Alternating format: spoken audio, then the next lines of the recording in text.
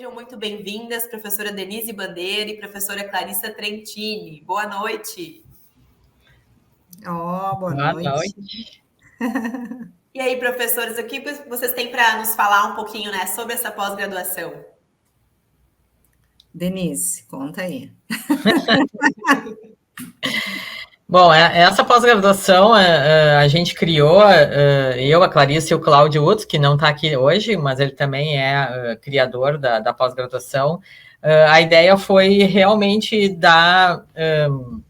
gerar um conhecimento para pessoas, psicólogos, né? Ele é fechado para psicólogos, já trabalha com avaliação psicológica, do Brasil inteiro, até de fora do Brasil, por ela ser à distância. Né? E nós pensamos que essas três áreas, a área de forense, a área de escolar e a área de saúde, seriam áreas importantes, assim, que estão em crescimento, né? E que precisariam desse nova forma aí de assim, ensino, eu diria, né? Na área de avaliação psicológica. E ele são cursos compostos por diversos professores, todos doutores, especialistas nas suas áreas, né, com experiência prática também, não só de pesquisa, e a gente está entendendo que o pessoal está gostando bastante. A gente tem as aulas que são gravadas, mas a gente também tem momentos presenciais que são presenciais, ou melhor, síncronos, que são bem importantes também.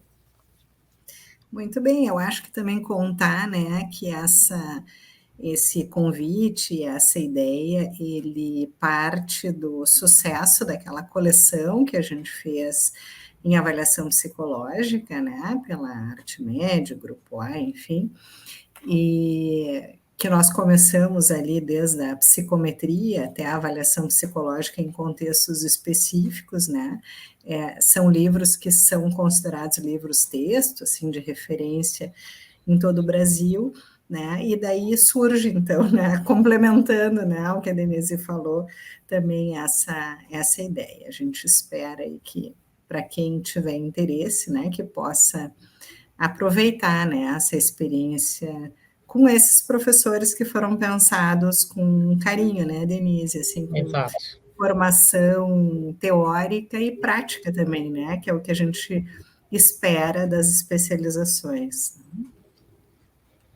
Eu acho que também é importante... Opa, desculpa, Júlia. Não, pode seguir, professora. Não, eu ia comentar, né, que nós duas, eu e a Clarice, somos colegas na Universidade Federal do Rio Grande do Sul, né, atuamos lá na graduação e no curso de pós-graduação em psicologia lá também. Então, trabalhamos muito próximas, assim, né, e com bastante... uma carreira aí dentro da área de avaliação, né, Clarice? Muito embora, e aqui vai a fofoca, eu disse para ela que ia contar para todos vocês, a Denise é muito chique, ganhou uma bolsa chiquérrima e não está no Brasil neste momento, nesse evento, né? Porque ela, até por ser essa referência, aí ganhou uma bolsa. Conta, Denise, aonde tu tá? Quer dizer, neste momento eu estou vendo que tu tá em casa. Estou em casa, na casa que eu aluguei aqui, né? Mas eu tô como professora visitante, né, na Universidade de Yale, né, junto ao Departamento de Psicologia e ao Centro de Estudos Latino-Americanos daqui. Então vejam que não é pouca coisa, viu, só? É verdade, viu? Todos os professores, né, coordenadores também são profissionais de referência, né, nessa área, então o pessoal também pode se certificar de que o conteúdo é de altíssima qualidade, né? Digamos que a gente é exigente, né? A exemplo da nossa convidada de hoje, que é um espetáculo. Exato. Que vocês vão adorar. Então tá, vou deixar a palavra para vocês, então a gente pode chamar a nossa terceira e última convidada para completar essa discussão e a gente vai começar falando, então, sobre avaliação psicológica com fins jurídicos, possibilidades e limites. Vou deixar a palavra com vocês, professoras. Oi, Vivian. Então, seja bem-vinda aqui na nossa conversa de hoje, né? Porque aqui, gente, a ideia é realmente um bate-papo, né? A gente vai fazendo perguntas, vocês vão fazendo perguntas, e a gente vai conversando com a Vivian, que é a nossa aqui super especialista nessa área jurídica, né? Ela foi minha aluna de mestrado e doutorado, né? E é uma das organizadoras junto conosco, e o Cláudio e a Sônia Rovinski, de um dos livros da coleção que a Clarissa estava falando antes. Então, Vivian, agora é tudo contigo. Conta um pouquinho aí da tua trajetória até aqui, que a gente está louca para te ouvir. Tá bem, então. Muito obrigada. Boa noite para todo mundo. Queria agradecer o convite, né, que foi feito pela professora Denise Bandeira, e o prazer de estar aqui dividindo esse espaço hoje, então, com ela e com a querida professora Clarissa também, que me acompanhou aí na trajetória, principalmente do mestrado, e deu algumas dicas aí, umas sugestões que foram levadas para o doutorado também, né, e que resultaram aí num dos trabalhos mais importantes que eu tenho publicado, que é o SARP, né, o Sistema de Avaliação do Relacionamento Parental. Então, antes de começar a falar, eu queria fazer um comentário que eu estava olhando ali, as apresentações, e me chamou a atenção que tem vários advogados nos assistindo, né? Embora a pós seja para psicólogos, que bacana que eu vi que ali no mínimo 5 eu contei, se eu não me engano, que são advogados que estão assistindo, o que me deixa muito feliz, porque eu tenho a formação também em direito, né? Embora não atue mais já há uns bons anos. Já vi umas fãs ali se apresentando também, fazendo comentários. Então, antes da gente começar a falar propriamente dito do tema de hoje, eu queria só contextualizar a minha formação e do local, assim, da posição que eu trabalho, para vocês poderem entender até alguns exemplos e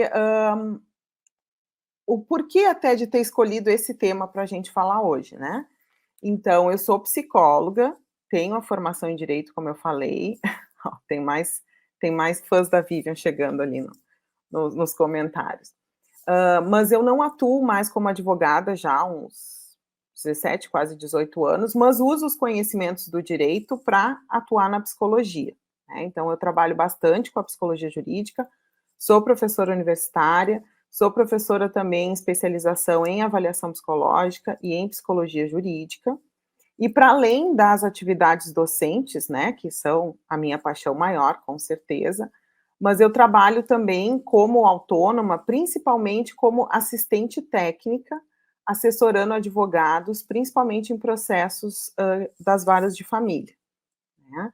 E aí, como assistente técnica, eu também muitas vezes sou chamada para fazer avaliações, né, que é o tema que a gente vai conversar um pouquinho hoje. Essas avaliações nem sempre elas são usadas nos processos, né, ou às vezes elas servem justamente para ajudar o advogado se ele ajuiza ou não aquela ação. Então, a proposta é falar um pouco hoje sobre esse trabalho mais autônomo que eu realizo, né, então essas avaliações com fins jurídicos. Eu também trabalho com supervisão de alunos que, né, ex-alunos muitas vezes, da graduação, das especializações, né, colegas que estão iniciando na área e com perícia ou com assistência técnica, trabalhando também com grupos de estudo na área de psicologia jurídica, e recentemente um projeto novo aí que tá querendo emplacar, que é de supervisão coletiva. Então, eu acho que essas são as principais questões da minha apresentação, né, para vocês entenderem da onde que eu vou falar. E aí eu acho que a Denise... Isso. Aí, assim, né, acho que a tua apresentação mostra, assim, a tua experiência em pesquisa, na prática, como professora nessa área, né? E tu disse assim, eu queria trazer um tema que eu estou me debatendo, e um tema atual, que é esse avaliação para fins jurídicos. Então, a gente queria, assim, se tu pudesse definir mais claramente para nós, para quem está nos assistindo, o que seria essa avaliação para fins jurídicos. Isso aí, vamos lá, então. Então, assim, acho que a gente escuta muito falar de perícia e talvez uma proporção um pouco menor do trabalho do assistente técnico, né? Em algumas situações, os advogados, eles precisam de avaliações para poder instruir a ação, né, para poder fundamentar o seu pedido o que eles estão pedindo por meio daquela ação judicial. Então, eu vou ir falando e vou dando alguns exemplos, que eu acho que com os exemplos fica mais claro, né? Então, vamos pensar uma situação, um caso que eu já sei o desfecho, então isso é legal também de contar, porque às vezes a gente não sabe o final da história. Esse caso já faz 3 anos que eu fiz essa avaliação para fins jurídicos, então agora eu já sei o desfecho, é legal que os alunos sempre querem saber, tá, e aí, depois, o que aconteceu, né? Então, foi uma advogada que me procurou, um pai que queria se separar, mas ele estava com medo de, ao se separar, a guarda ficar com a mãe, por uma questão mais cultural, né, que a gente vem tentando, assim, principalmente com a guarda compartilhada, modificar, mas que ainda existe, né, ainda existe muito posicionamento, assim, das pessoas, né, da área do direito, principalmente, dos juízes, assim, ainda a gente enfrenta alguns preconceitos, vamos dizer assim, que, separou, a guarda fica com a mãe. Só se a mãe, né, tiver algo muito grave para ela não ficar com a guarda. Não é bem assim. Mas esse pai, nesse contexto, ele estava com essa preocupação, porque a menina, ela sofria violência, principalmente violência psicológica por parte da mãe. De humilhações, ela estava com alguns sintomas, inclusive físicos, em função, né, de muitas brigas e gritos, enfim, sofridos por parte da mãe. Então, qual era a demanda desse caso, né? A advogada procurou, ela disse, Vivian, a gente quer uma avaliação que mostre, né, que o pai tem condições de ficar com a guarda, que, né, tem competências parentais adequadas. Claro que a advogada tomou cuidado de me dizer, se tu achar que é isso mesmo, tu vai fazer a avaliação, né? E também para mostrar esses indicadores de violência, para que a gente possa, já numa decisão, né, liminar, que esse pai possa ter a guarda da menina. E aí, eu já vou adiantar alguns comentários aqui, que é o seguinte, sempre que chega uma demanda dessas, né, eu procuro analisar, assim, qual é o objetivo, o que a advogada realmente, né, está buscando, se é uma situação que cabe, eu sempre penso assim, eu tenho que me perguntar se tudo que eu estudei na psicologia vai servir para ajudar, né, ou se eu vou estar, daqui a pouco, até banalizando a avaliação psicológica. Então, vão ter situações que eu acho que vão valer a pena, como essa que eu estou contando para vocês, e tem outras que eu penso, não, acho que não é meu papel fazer a avaliação neste momento, nessa situação, né, ou expor essa criança, vamos deixar para mais adiante, para que a perícia mostre isso, né. Eu entendo que, às vezes, os advogados precisam, porque eles precisam mostrar, né, para o juiz algum indicador, alguma evidência, porque é isso, assim, para quem não está tão familiarizado, né, no momento que se ajuiza uma ação de guarda, sai uma decisão liminar, uma questão de uma guarda provisória até chegar ao final do processo. Então, voltando a esse exemplo, aí o pai me trouxe essa situação, e aí eu perguntei se eu poderia convidar a mãe para participar da avaliação. E aí foi feito um pedido de que não, né, que eles não queriam que a mãe soubesse, porque tinham medo do que ela poderia fazer sabendo dessa avaliação. Aí eu conversei bastante com eles, né, combinei algumas coisas, falei de alguns limites, falei principalmente dessa questão da avaliação ser unilateral, ou seja, eu ia ter acesso só ao pai e à menina, né, lembrando que eles ainda moravam juntos, não estavam separados, e como é que ia ser isso, enfim. Então, analisei várias situações, o pai me mostrou alguns áudios, né, de algumas coisas que ele tinha gravado, e eu entendi que realmente, né, por meio dessa primeira conversa, a menina estava em sofrimento, tinham evidências dessa violência, e aí eu aceitei fazer esse trabalho de forma unilateral, né, então eu entrevistei o pai, a menina, usei testagens com a menina, entrevistei a avó paterna, acho que foi basicamente isso, talvez eu tenha feito mais algum procedimento que eu não me lembro.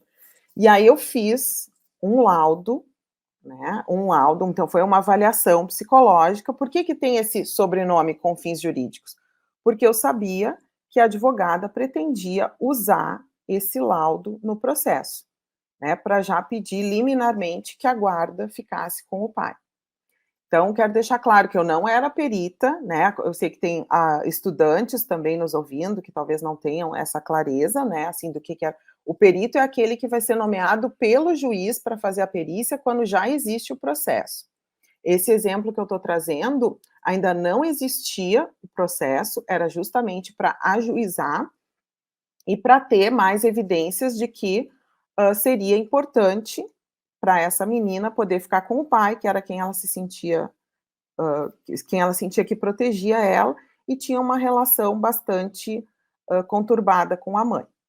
Aí eu atento para um detalhe que é tomar muito cuidado do que eu poderia falar sobre essa mãe, uma vez que eu não avaliei essa mãe, né? E da gente cuidar que tem muitos processos éticos no Conselho Federal de Psicologia, porque às vezes os colegas dão diagnósticos, né, ou fazem inferências sobre pessoas que eles não avaliaram, né?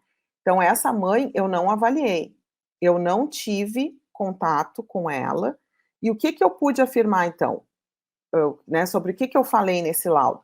O que eu identifiquei do estado emocional dessa menina, e os indicadores, né, que ela me apresentou por meio da entrevista. Ela tinha 10 anos, acho que eu não tinha falado a idade dela, né?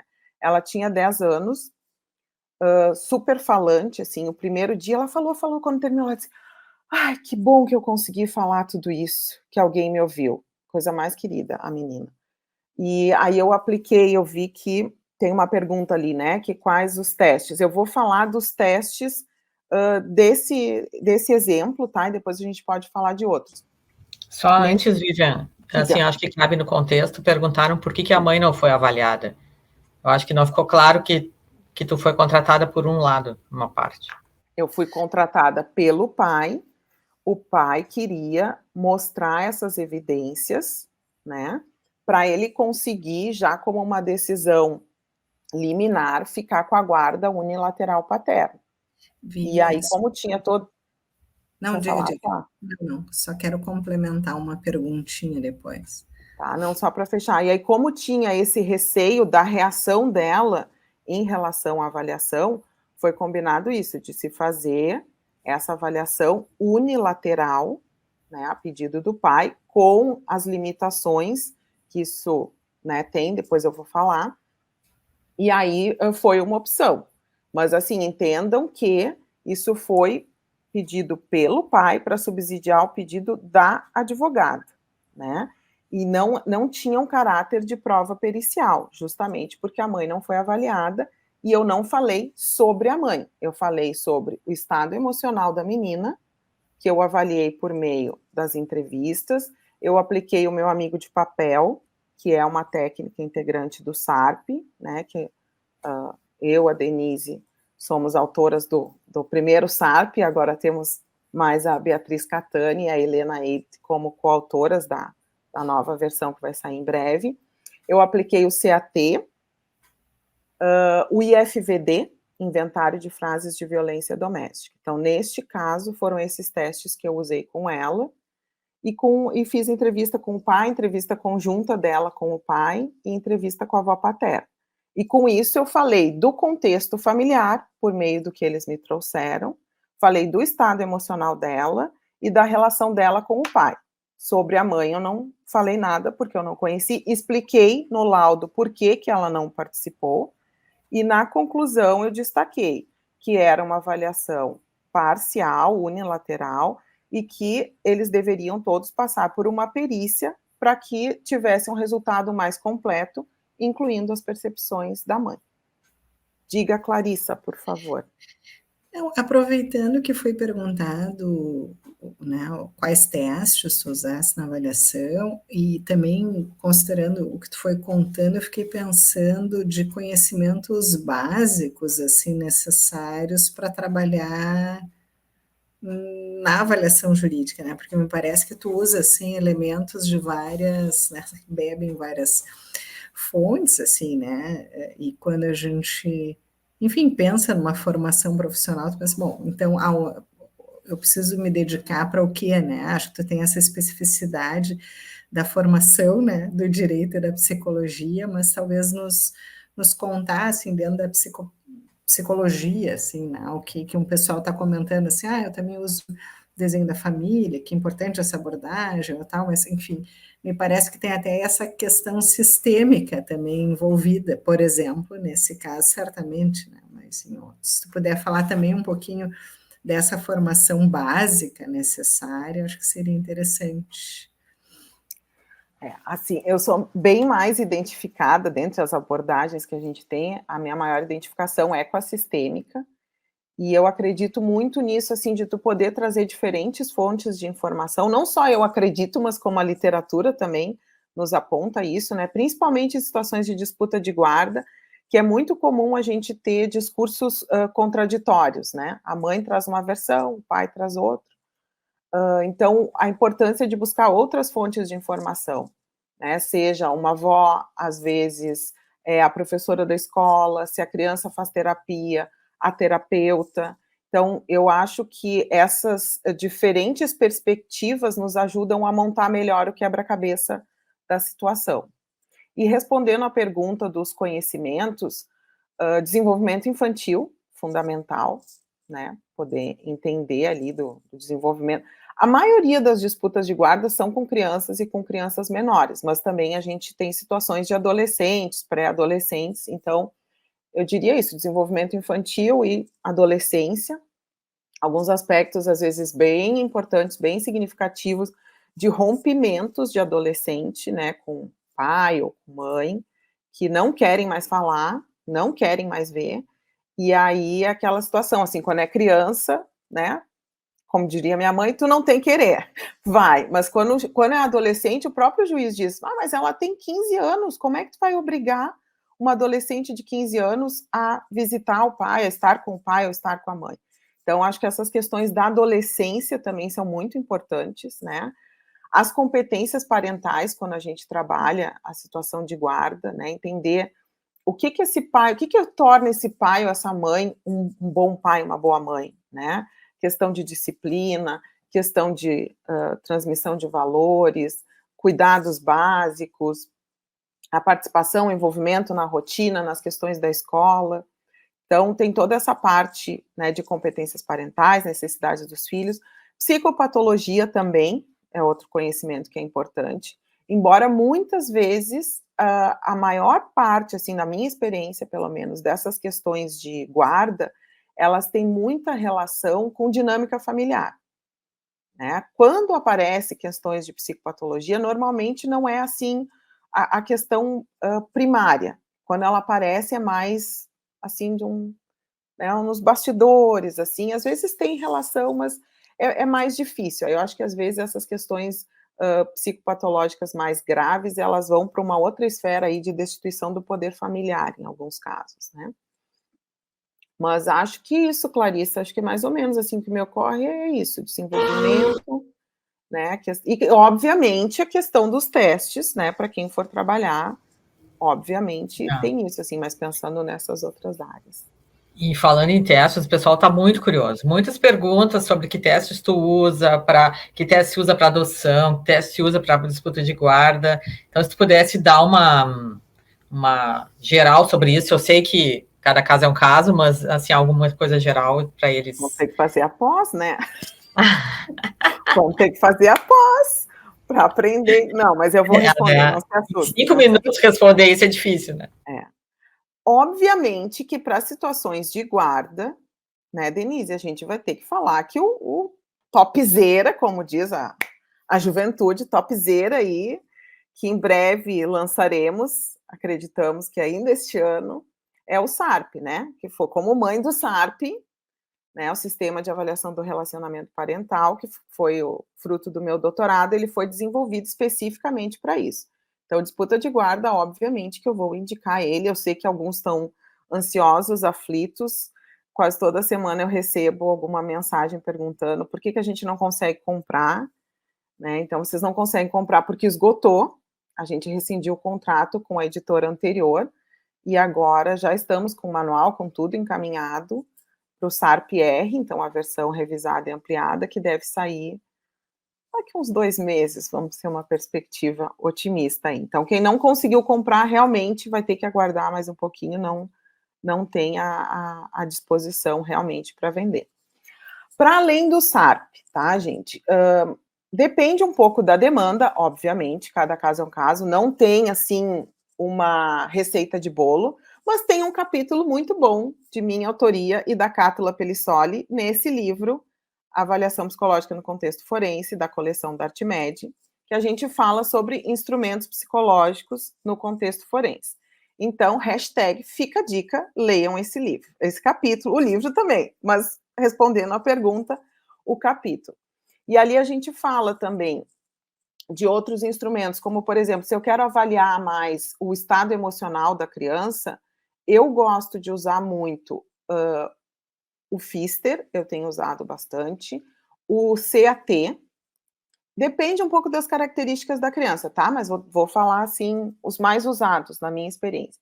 Pfister, CAT e HTP com as minhas ressalvas, mas eu reclamo dele, mas às vezes eu uso porque, né, é o que tem. Então vamos lá, assim, não gosto de usar só ele, mas de complementar.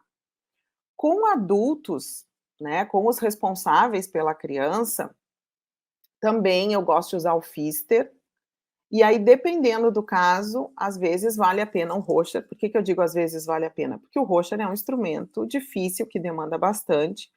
Então, assim, se tem uma situação que eu quero entender melhor o funcionamento daquele sujeito e aquilo ali é algo importante, relevante para o caso, aí vale a pena investir no Rorschach. E quando eu digo investir em todos os sentidos, né? Financeiro, a questão do tempo, a questão que nem eu digo, vale quanto pesa, né? Ele dá trabalho, mas ele também dá muitas informações, né? E da própria formação, né, Vivian? Para Exato. aplicar o Rorschach, não é bem assim. Não é qualquer um que consegue usar e fazer um bom uso. Né, fazer um preparo para ele, né, só um comentário. Exatamente, é. E deixa eu ver que mais que eu me lembro, assim, o IEP, Inventário de Estilos Parentais, também é outro teste que às vezes a gente recorre. Instrumentos de personalidade de autorrelato, só se usar junto com um projetivo, porque senão nesse contexto é muito comum deles tentarem nos agradar, né? Mesmo que não seja uma perícia, é uma avaliação para fins jurídicos. Tem uma questão jurídica envolvida. Então, eles querem se sair bem, passar na perícia, né? Bem entre aspas. Não são esses os termos que a gente usa, mas essa é a expectativa que eles veem. Né? Então, isso é uma desejabilidade social, né? Isso. Assim. Às vezes é desejabilidade, às vezes é simulação mesmo, né? Às vezes é aquela coisa de, né, forçar a barra para agradar o perito. Então, quando usar esses instrumentos de autorrelato, eu diria para ficar de olho nisso, né? Assim, mais atento. Eu vi que tem uma pergunta também sobre habilitação para adoção, né? Habilitação para adoção, eu nunca fiz, mas já supervisionei casos, já orientei TCC. Não é muito comum, diferente de outros contextos, usar teste. Habilitação para adoção é muito mais comum entrevistas, diferentes entrevistas conjuntas, individuais. Também tem um capítulo no nosso livro da Artimed, muito bom, sobre avaliação para habilitação à adoção. E ali vocês vão ver que as autoras, elas colocam um esqueminha, assim, né, dos critérios, do que é mais importante.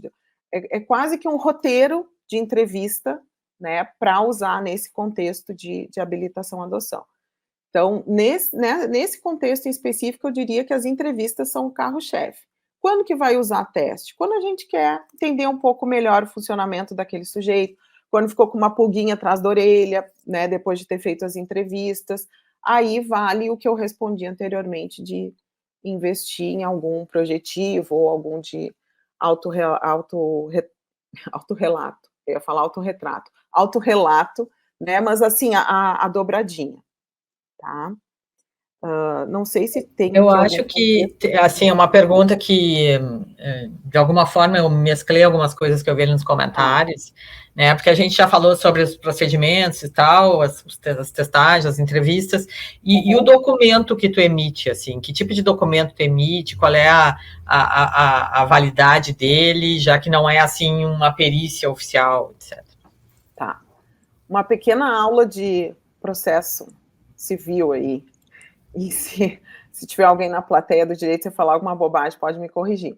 Mas a gente tem 3 tipos de provas no direito, né? A prova documental, a prova testemunhal e a prova pericial. Quando o psicólogo é nomeado pelo juiz para fazer a avaliação, ele deve ser imparcial, né? Ele está sujeito a impedimento e suspeição, ou seja, ele não pode conhecer ninguém, ter vínculo com ninguém, né, envolvido no processo. E aí, o laudo que ele vai emitir como decorrência dessa avaliação vai ser uma prova pericial. Esse tema da nossa live de hoje, avaliação para fins jurídicos, dependendo da situação, às vezes eu emito laudo, às vezes eu emito relatório. Qual seria o meu critério, assim? Esse caso da menina que eu falei, que por sinal eu não contei o final da história, né? Vou contar depois. Esse caso que eu fiz, eu usei testagem, eu tinha vários elementos para fazer um diagnóstico psicológico dela, né? Falar do estado emocional, dos indicadores de violência doméstica. Então, eu entendi que eu tinha material para compor um laudo de acordo com o que está descrito lá na resolução, né, 6 de 2019 do CFP. Em que situações que eu emito um relatório? Às vezes são entrevistas, e não chega a ter, assim, uma testagem, né? Então, eu me baseio nas entrevistas que o sujeito trouxe, e aquilo ali eu sei que, de alguma forma, eu consigo fazer uma análise da situação, mas eu não chego a ter um diagnóstico propriamente dito. Então, nesses casos, caberia fazer o relatório. Independentemente de o documento, né, o resultado ser um laudo ou um relatório, nesse contexto de avaliação para fins jurídicos, é uma prova documental, não é uma prova pericial. Então, mas o que é uma prova documental? Se eu juntar um atestado médico, é um documento. Se eu juntar print de WhatsApp, é uma prova documental. Se eu juntar um relatório da escola, tudo isso são provas documentais. Então, são diferentes tipos de prova, né? Obviamente que o juiz vai dar o devido peso a elas, vamos pensar assim, né? Não tem uma questão matemática, mas a prova pericial feita por alguém indicado por ele tem um valor diferente se for uma avaliação feita por mim, contratada pela parte, né? Sabendo que é uma avaliação parcial. Né? Foi contratada pelo pai. Sim, foi contratada pelo pai. Não avaliou a mãe. Sim, então, por isso que no nosso título tem ali os limites, né? Essa avaliação, ela pode ser feita, repito que nem sempre eu faço, já teve situações que eu disse, não vou fazer, não vou expor a criança desnecessariamente, deixa para perícia. Tá? Posso contar o final desse caso, Denise e Clarissa? Tá. Aí, o que aconteceu? Essa avaliação eu fiz lá em 2020, ainda na pandemia, né? Fiz algumas coisas online, outras presenciais, assim, alguns procedimentos. E aí, a advogada usou na ação, né, para ajuizar a ação, conseguiram a guarda provisória para esse pai, guarda unilateral paterna. Aí ele saiu de casa com a menina e ela ficou visitando a mãe, não lembro direito, mas acho que foi nos finais de semana.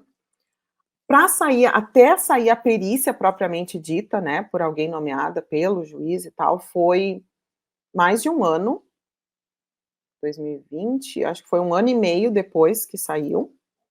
Aí toda aquela função do rito processual, né, saiu a perícia foi favorável, ele estava aguardando esse resultado para retornar para um outro país onde eles estavam morando antes da pandemia, né, e ele queria voltar para retomar os estudos.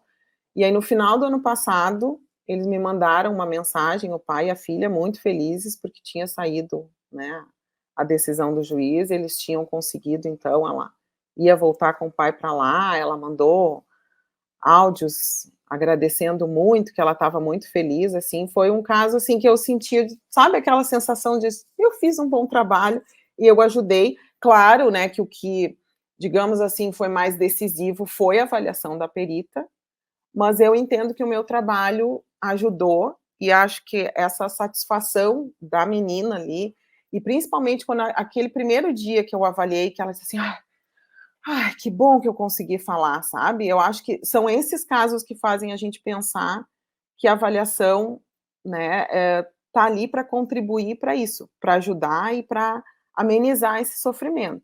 Não fui eu que decidi, não fui eu que fiz, mas assim, eu entendo que o meu trabalho contribuiu, né, e colaborou. E aí, que mais que temos de perguntas? Acho que um pouquinho a gente foi falando, assim, né, também sobre quem solicita e tal, tu comentasse desse objetivo, desse outros exemplos, talvez se pudesse falar um pouquinho, assim, de um modo geral, quais são esses objetivos, né, para além dessas questões que tu trouxesse, não sei. Tá, eu vou dar um outro exemplo, quem já foi meu aluno já deve ter ouvido esse exemplo, né, mas que eu acho interessante da gente pensar, assim, ó. E aí também tem a ver com essas questões de aceita ou não aceita, né, e também de esclarecer as questões éticas, né. Então, essa situação aconteceu já faz bastante tempo, porque eu me lembro que eu estava grávida, a Cássia já está com 10 anos, então faz aí uns 10 anos que essa pessoa me procurou, e é o exemplo que eu estava comentando de detalhes com a Denise e com a Clarissa. Ela fez um procedimento estético e não gostou do resultado, entendeu que o seu rosto tinha ficado deformado e ela queria processar o profissional, né, que fez esse procedimento. Mas por que ela queria processar? Porque você tá, mas aí é um dano estético, é uma questão da medicina. Não, ela alegava que tinha desenvolvido uma depressão a partir, né, dessa, vamos dizer assim, deformação que ela identificava no seu rosto, que ficou bem diferente do que ela esperava, que ela não tinha mais vontade de sair para a rua, enfim, em função disso. Então, ela procurou o advogado para ajuizar uma ação indenizatória, né, contra o médico, informando essa situação. E aí, o que o advogado pediu? Um documento, né? Nós precisamos mostrar isso para o juiz. Aí ela me procurou para fazer a avaliação. Aí, o que eu fiz? Eu expliquei para ela que isso era o que ela estava dizendo, mas que eu não tinha essa garantia para dar para ela. Ela não estava comprando um laudo, né? Porque às vezes eles chegam e dizem, doutora, eu preciso de um laudo que diga isso, isso, isso, isso. Tem uns que têm vontade até deles redigirem, né? Mas aí nos dá para assinar. Então a gente tem que tomar esse cuidado aí. Então, quando eles chegam assim, eu preciso de um laudo que diga tal, a gente tem que explicar o que é avaliação psicológica, como é que ela funciona e qual é o serviço que eles vão estar contratando e o que a gente pode fazer. Então, eu disse para ela, eu não tenho como te dar garantia que o laudo vai sair exatamente como tu está dizendo. Eu vou te avaliar, para isso eu vou fazer entrevistas, eu vou te aplicar alguns testes, ou às vezes não fala teste, fala algumas tarefas mais estruturadas, e aí, no resultado disso, vai ser um documento e que aí vai vir com as considerações do que eu encontrei por meio desse trabalho. Depois tu analisa com o teu advogado se isso é válido, né, se serve ou não para ajuizar uma ação. E aí eu me lembro que ela disse assim, não tinha entendido que era bem assim, eu achei que era diferente. E ela não quis fazer essa avaliação. Porque ela ficou, né, assim, porque aí, claro, a gente tem que explicar, falar dos honorários, tudo, e dizer, olha, o trabalho vai ser feito igual, independente se tu vai conseguir usar ou não esse laudo na ação. Isso é outra questão para tu analisar com o teu advogado. Mas o trabalho é assim, X horas de trabalho, faz o contrato e tal, explica. E eu entendo que é nosso dever ético explicar isso para o sujeito, e aí ele tem o direito de escolher se ele quer fazer ou não. Nesse caso, acho que ela pensou, opa, porque aí, gente, tem um detalhe, mais do que mostrar se realmente, né, ela estava apresentando um quadro depressivo, tem uma outra questão importante no direito que se chama nexo de causalidade. Não bastava ela ter a depressão, mas a avaliação tinha que mostrar que essa depressão tinha relação, tinha origem com o procedimento estético que ela estava entendendo como mal feito, que eu também não ia entrar nesse mérito. Não era isso. A minha parte seria o dano psíquico, né? Então, avaliar o quanto que ela realmente estava em sofrimento, tendo desenvolvido ou não uma psicopatologia, e a relação disso com o procedimento estético, nesse exemplo, que é o que o juiz precisa saber, que é o que o advogado também precisa, né, entender para poder fundamentar o seu pedido. O juiz só vai entender que ela tem direito a uma indenização se for configurado esse nexo de causalidade. Miriam, Vivian, fiquei com uma coisa. Vivian, me conta uma coisa, e daí tu já começou então a falar de alguns aspectos éticos, né? Sim.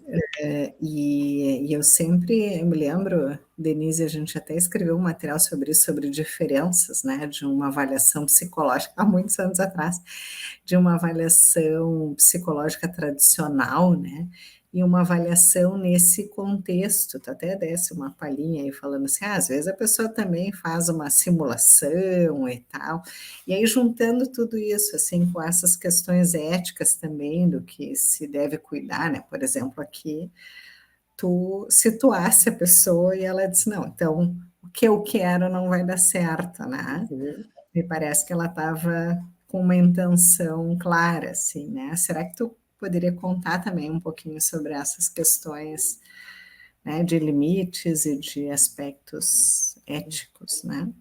É que eu entendo que é nosso dever sinalizar essas questões, né? É que nem um outro exemplo, vamos pensar naquelas situações que o sujeito recebe um não apto numa avaliação psicológica de um concurso público, né? E ele quer refazer a avaliação. Olha, eu me lembro de uma situação que um colega achou que podia ser agredido fisicamente pela pessoa, né? Porque aí o sujeito, quando nos busca para fazer essa reavaliação, e normalmente essa reavaliação ela é no âmbito administrativo, no primeiro momento, né? Tu já tem uma avaliação com um resultado ali, né, que deu um contraindicado para o perfil daquele cargo. Então, tu já tem uma primeira avaliação com aquele resultado. Ele quer uma segunda chance, ele quer se submeter novamente a uma avaliação. Mas a gente tem que, de novo, deixar claro que a gente não tem como garantir que essa segunda avaliação vai dar um resultado diferente. Pelo contrário, né? Muitas vezes se repete. E aí eu já presenciei uma vez que um colega refez e continuou deu ruim o negócio, né? E a pessoa estava dizendo, não foi para isso que eu te contratei, esse laudo que tu fez não vai servir para nada. A pessoa ficou brava, não sei se pagou ou não, mas ele estava receoso, assim, no sentido de, né, será que dela eventualmente chegar às vias de fato? Acho que não aconteceu. Mas, assim, um tom bem agressivo nas mensagens recebidas, né? Então é isso, eu acho que se a gente trabalha bem as expectativas e os limites do que a gente pode fazer ou não, né, não dá confusão. Deixa eu dar um outro exemplo, que eu até tinha anotado aqui na minha colinha para dar. Quando são situações de suspeita de abuso sexual, a maioria das vezes eu não faço essa avaliação. Por quê? E já passei por algumas situações que parecia assim, será que a Vivian não quer trabalhar? Não é não querer trabalhar, mas a gente tem que respeitar também a criança, né, que muitas vezes já passou por avaliações de outros órgãos. Eu sei que o juiz não vai considerar a minha avaliação unilateral da mesma forma que a pericial.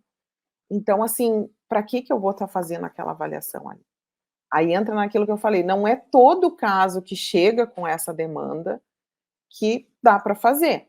Tem que analisar o contexto e pensar. Então, essas situações, uma vez a mãe diz, mas Vivian, tu não quer ver? Eu digo, não quero nem chegar perto, não falei bem assim, mas eu não quero ver a criança para não correr risco de sugestionar, de repente, produzir alguma falsa memória, né, de estar expondo novamente essa criança. Então, quando são essas situações de suspeita de abuso, via de regra, eu não faço essa avaliação para fim jurídico, tá? Já teve outras situações, vou dar mais um exemplo, aí a gente vê que mais que falta aí de perguntas e tal, para tentar contemplar. Era um pai dependente químico, ele não era nem a questão da guarda, ele não queria a guarda, ele só queria ter o direito de conviver com a filha e estava sendo negado esse direito. Então, eu fiz uma avaliação dele, né? Usei testagens de personalidade, fiz entrevistas e mostrando, assim, que ele estava bem, dentro do quadro, claro, né? Era um dependente químico, mas que estava recebendo tratamento, né? Que não tinha nenhuma situação, assim, que colocasse em risco a menina, que ele se dispunha a fazer a convivência, a visitação, de forma acompanhada, com os pais dele junto, né, mas que ele queria poder conviver com a filha.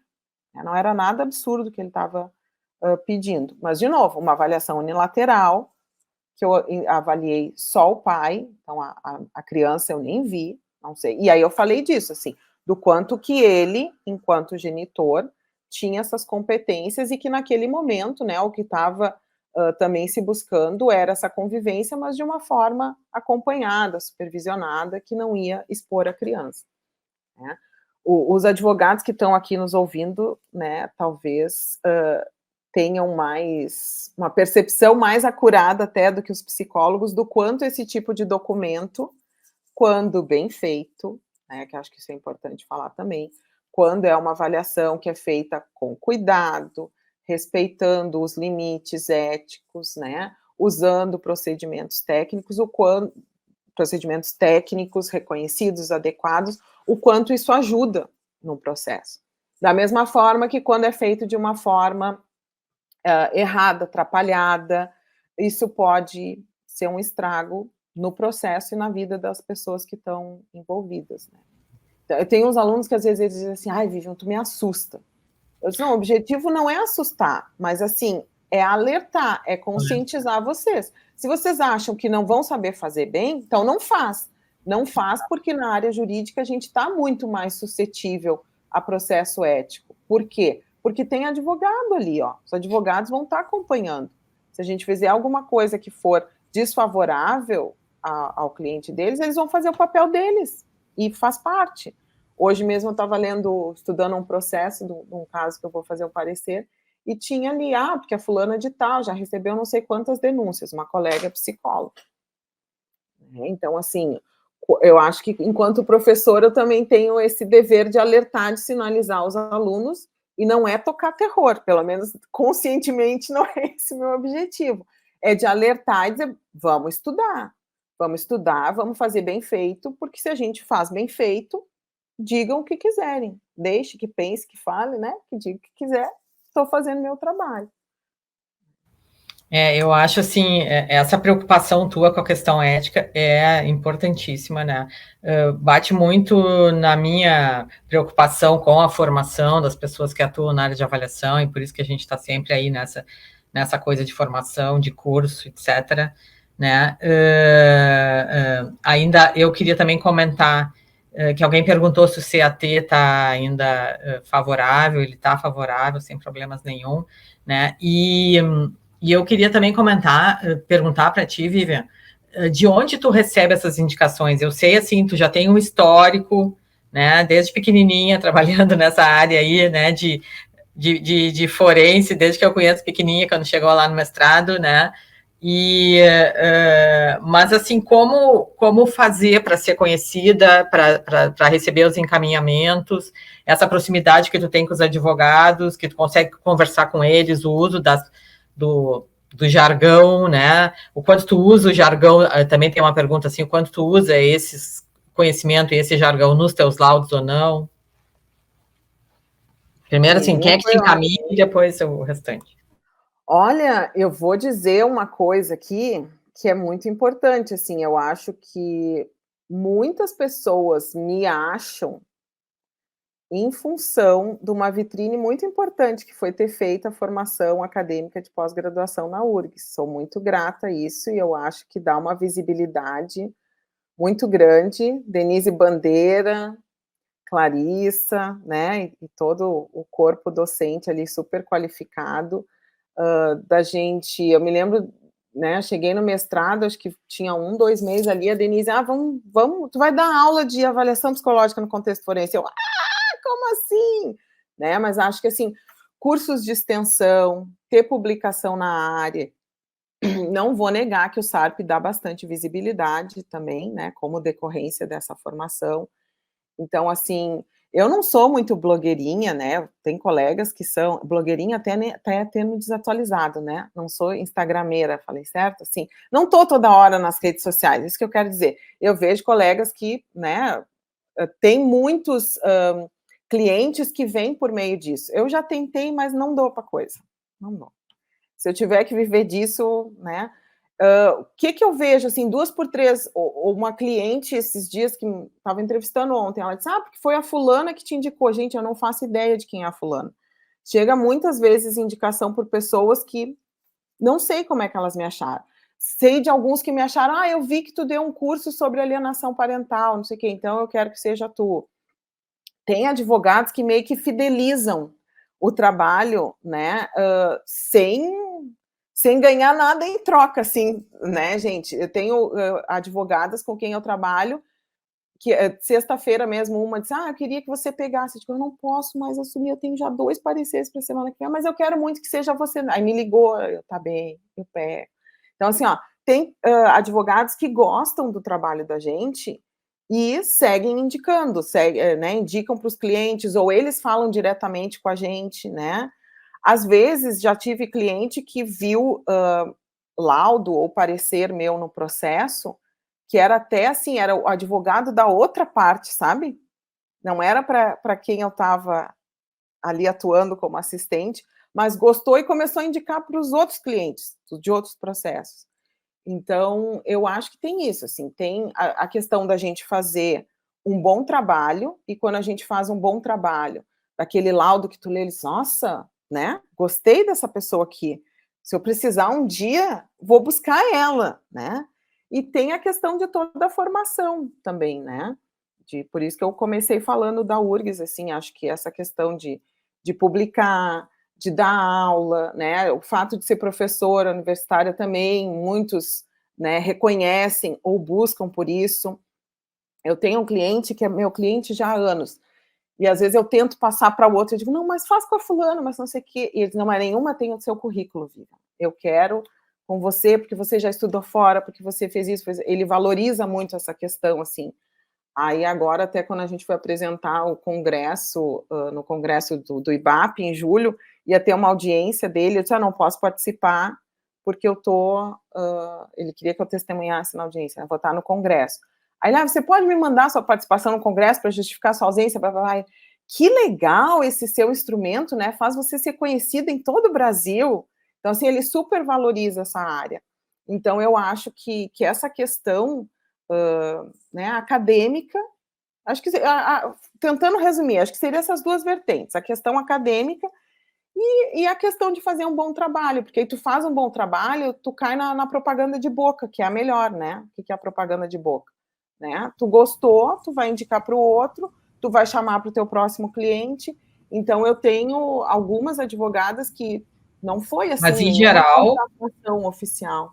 Em geral, são advogados. São, para trabalhar com avaliação para fins jurídicos e assistência técnica, sim.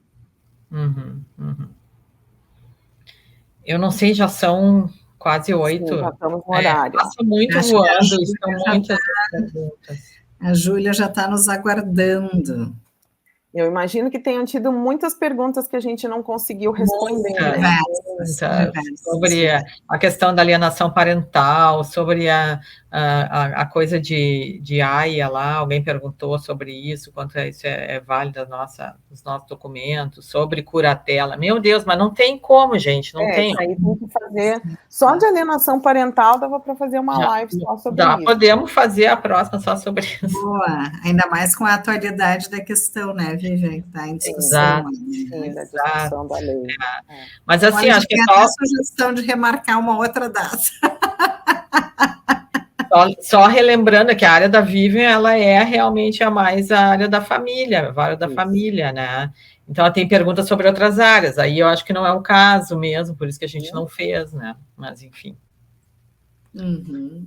Já estamos no nosso tempo. Olha, a Júlia já está aí. Perfeito, professora. Tivemos muitas perguntas mesmo, né? Como a gente comentou no início, o pessoal interage bastante no chat. Se vocês quiserem deixar algum contato de vocês, a gente pode colocar ali no chat também, alguma rede social, enfim. A gente pode colocar para o pessoal acompanhar e talvez tentar também responder essas perguntas de uma outra forma. Mas, é claro, eles encontram esse conteúdo também na pós-graduação, né? Então, eu acho que é importante falar que aqui a gente faz um resumo, né, de forma muito rápida, conseguimos falar um pouquinho só, mas se eles quiserem se aprofundar, é bem interessante também conhecer a nossa pós-graduação, né? Então, se vocês quiserem se despedir, deixar uma mensagem final aí para o nosso público, fiquem à vontade. Uma de cada vez. Tá. Eu acho que eu falo e deixo para a Denise e para a Clarissa, né, que são fazer as honras da casa aí, junto com a Júlia. Eu só vou aproveitar o gancho da Júlia ali, né? Realmente, como acho que ficaram muitas perguntas, talvez, né? Muitas dúvidas, nem todas talvez eu saiba responder, como, por exemplo, a questão de curatela, eu não trabalho, não tenho experiência, mas se for alguma coisa sobre o SARP, sobre várias de família, fico à disposição, tá? O meu Instagram é o meu nome completo, Vivian de Medeiros Lago. Quando tem cursos, os grupos de supervisão, congressos, eventos na área, eu estou sempre compartilhando, embora, como eu falei, não seja daquelas que produz conteúdo, mas, assim, compartilhar, a gente compartilha, né? E o meu e-mail é vmlago@gmail.com, coloquei ali, acho que depois a Júlia vai repassar para vocês, e aí eu fico à disposição, né, para, à medida do possível, tentar contemplar o que não foi possível de contemplar hoje, mas realmente uma hora passa voando, né? E vocês viram que a gente saiu bastante do tema, assim, no sentido, né, de questões que têm relação, mas que conforme as perguntas foram, né, direcionando para outras questões, outras sub-áreas que dariam, com certeza, para fazer, né, várias lives a partir delas. E, então, só agradecer mais uma vez aí o público que nos assistiu e o convite, né, feito pela TIMED, e a presença aí das minhas queridas, minha mãe acadêmica, Denise Bandeira, e a minha tia acadêmica, Clarissa Trentini. Então, eu vou seguir pela tia, Dê, porque mãe, assim, é bem importante, então vou deixar para tu finalizar.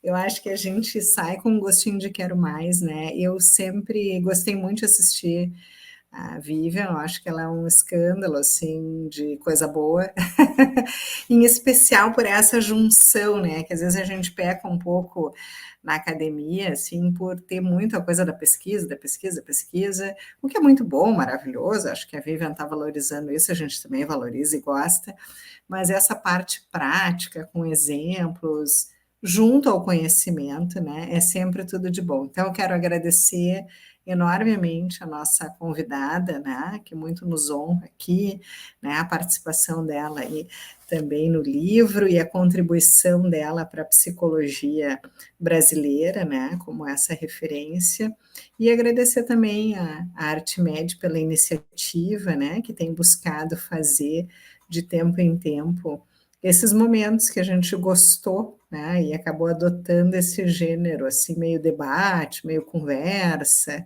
né, a gente lamenta não conseguir conduzir todas as perguntas, seria impossível mesmo, né, mas o mais legal é ver a participação de vocês, né, essa é a parte bem, bem boa, tá? Então, beijocas, obrigada, Vivian, obrigada a todos, né, por estarem aí, a Júlia por ter nos conduzido hoje.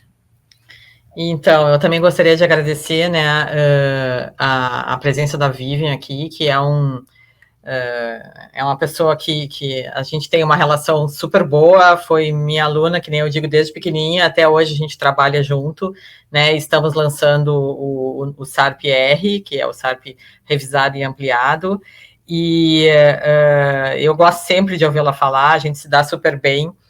E também queria agradecer a Clarissa, a parceria aqui, eu acho que a gente já está aprendendo a como fazer essas entrevistas, eu acho que isso é um jeito super legal e fácil e gostoso de conversar com as pessoas, a gente consegue, de alguma forma, responder vários comentários, em outras situações de live a gente não consegue.